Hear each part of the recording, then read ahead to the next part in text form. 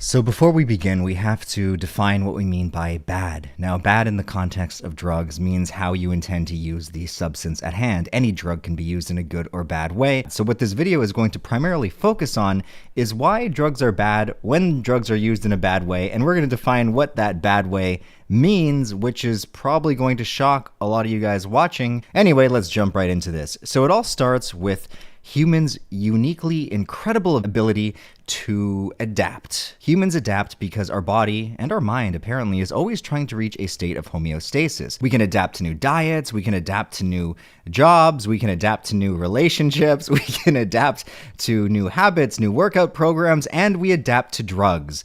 Now, because our body is constantly trying to reach a state of homeostasis, when you constantly say, ingest a drug on a daily basis, your body now adapts to that as the new normal.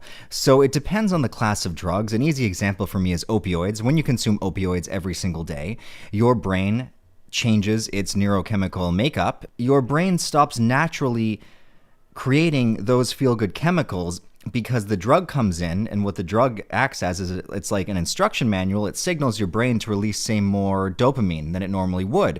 So in order to combat this, since your brain's constantly trying to reach a state of normal, it says, well, now we're going to release less dopamine so that when the drug comes in and it tells us to release more, that new signal is going to bring us back to a state of normal. So do you understand? So the body, if you're doing it every day, it adapts to this new normal, and this is why without the drug you now actually feel worse. Of course, there's more going on than just dopamine. I'm just using that as a very preliminary example. You feel worse because dopamine is it's a feel-good chemical. It's actually what causes us to be motivated. Now say one day you run out of money, you can't buy your drug, it goes missing, the dealers run out of supply, whatever the reason is, you can't get your drug. Well, since your brain has now adapted to that drug's level of dopamine, without it you're actually creating less because your brain is expecting it every day. So when you subtract the drug, you feel like fucking shit because your brain is all of a sudden sent haywire. It's going like, oh my God, what's going on?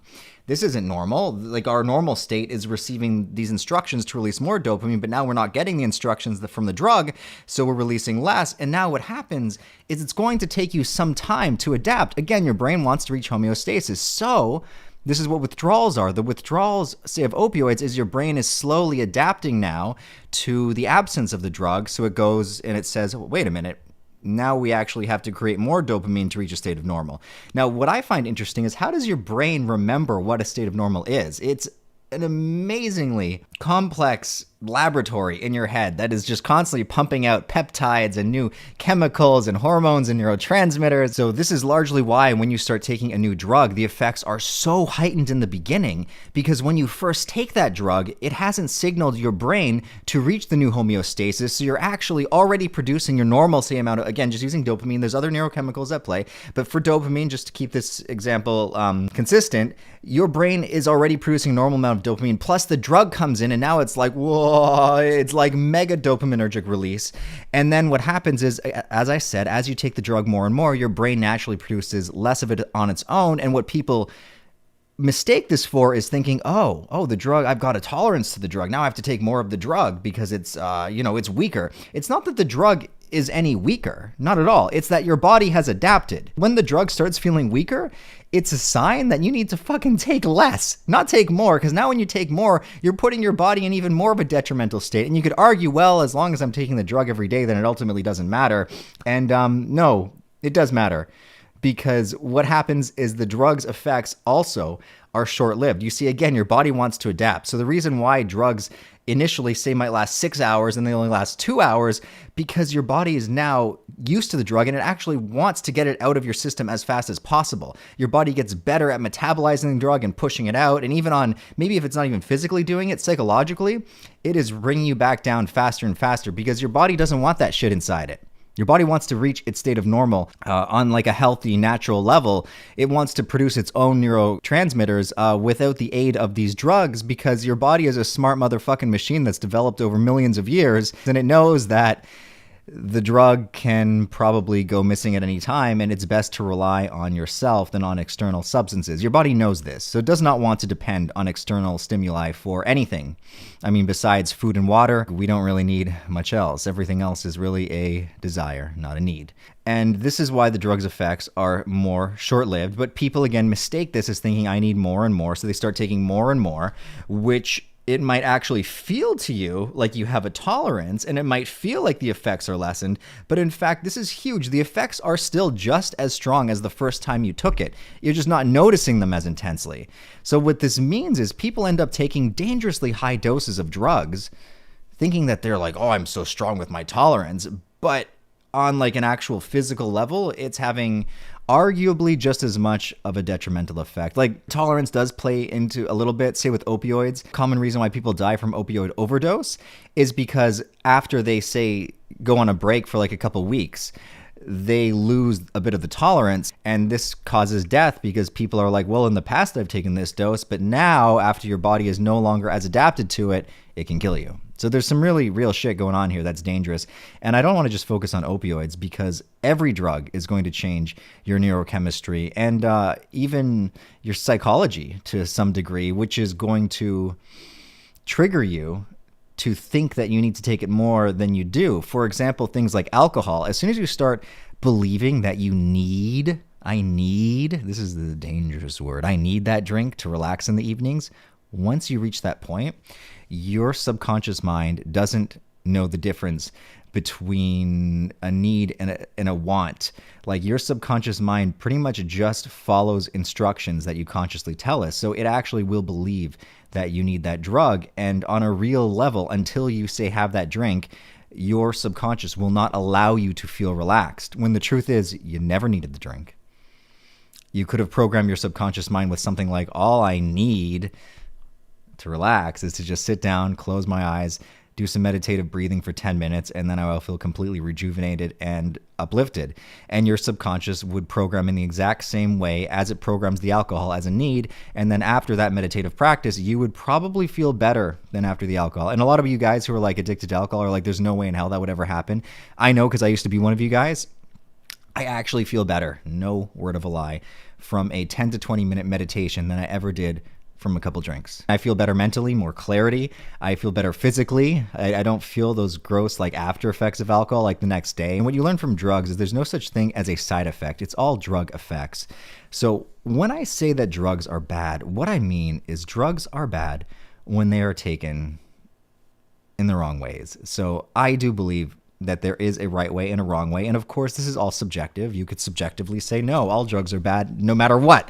And I think that is a unrealistic approach to take, because it's hard to classify drugs in terms of harmful versus beneficial. For example, in Canada, it is one of the few countries that you can still be prescribed by a doctor methamphetamine.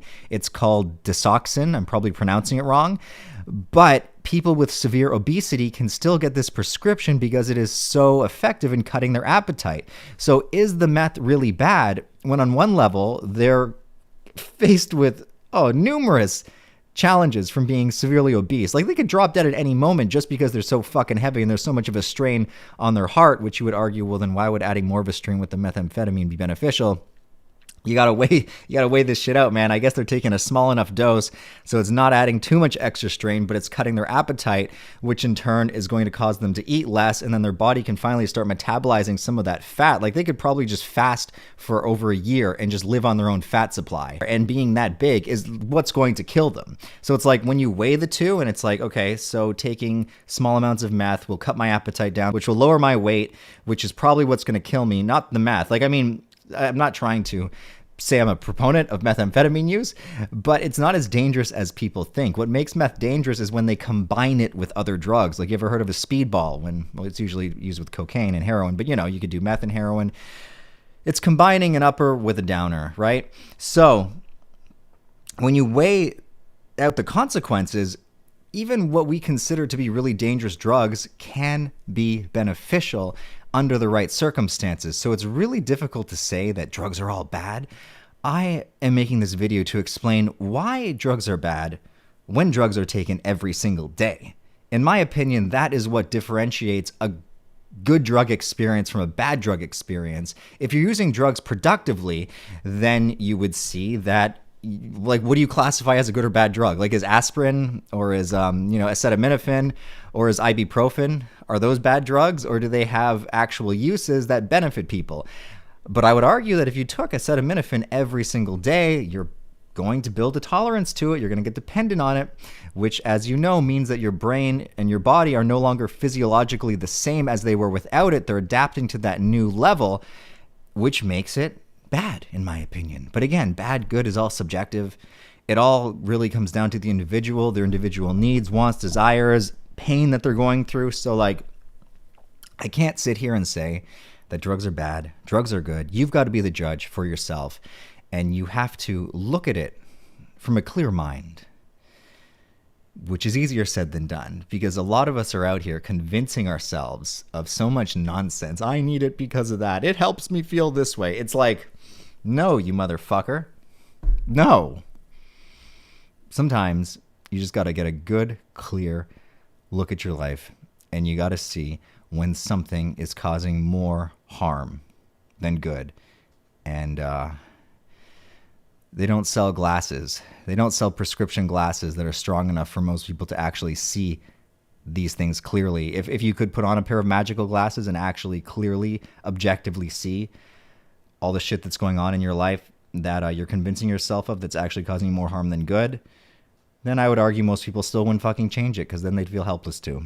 And I could also argue that psychedelics, a good goddamn acid trip, a good mushroom trip, good journey to the jungle, drinking some ayahuasca, I would argue that that is like putting on those glasses. And it can, not always, but it can allow people to see the shit that they're doing in their life from a new perspective. It gives you an outside perspective on what is your own personal life. It's like you can see yourself as if you're not yourself. And we all know that it's so much easier to judge someone else and their problems. And to us, when people get gossiping, they're like, how does this person not see how stupid they're being? We can all see it. How do they not see? The same can be said about you. We're all so horrible at seeing where we're going wrong. So these psychedelics offer great insight, because it's like, oh my God, I was such an idiot. How did I not see that? Anyway, I digress. Anyway. At the end of the day, this is why drugs are bad when they're taken every day, because they change your neurochemistry, and your body doesn't like that shit. Your body wants to be au natural. Your body wants to reach a state of homeostasis, and it's always going to end up with you feeling worse off in the end. Because back to my initial example, when you are addicted to that drug every day and the effects are shorter lasting, what it means is you have to take more and more and more of that drug to get the same effect. And now, when, say, you used to be on maybe 1 dose a day to get the same effects, now you have to take like 4, 5, 6, again, depending on the drug, doses a day. And we see this all across the board with all drugs, whether it be people smoking cigarettes, they start off smoking a few, turns into packs. Whether it's alcohol, you start off with 1 or 2 drinks, it escalates into like 6 or 7 drinks. Whether it's opioids, you start off with 1 dose a day, you're taking multiple. Whether it's people who take speed or amphetamines, you start off having meth a couple times a week, now it's every day. The use almost always ramps up. There are very few individuals who can keep their doses down, and there are very few drugs that you can use sparingly without the dose escalating, unless you have an unreal level of self-discipline that we all, not all, but some of us like to believe we have, but we really don't. And there are classes of compounds that are less prone to abuse, like psychedelics, but we're not going to go there today. I think I've already dived enough into it. Anyway, I hope you guys all enjoyed this video. If you learned something, leave a like for the algorithm, leave a comment for the algorithm, and join our Patreon so I can make more educational videos like this. And yeah, this is today's rant video. Hope you guys enjoyed.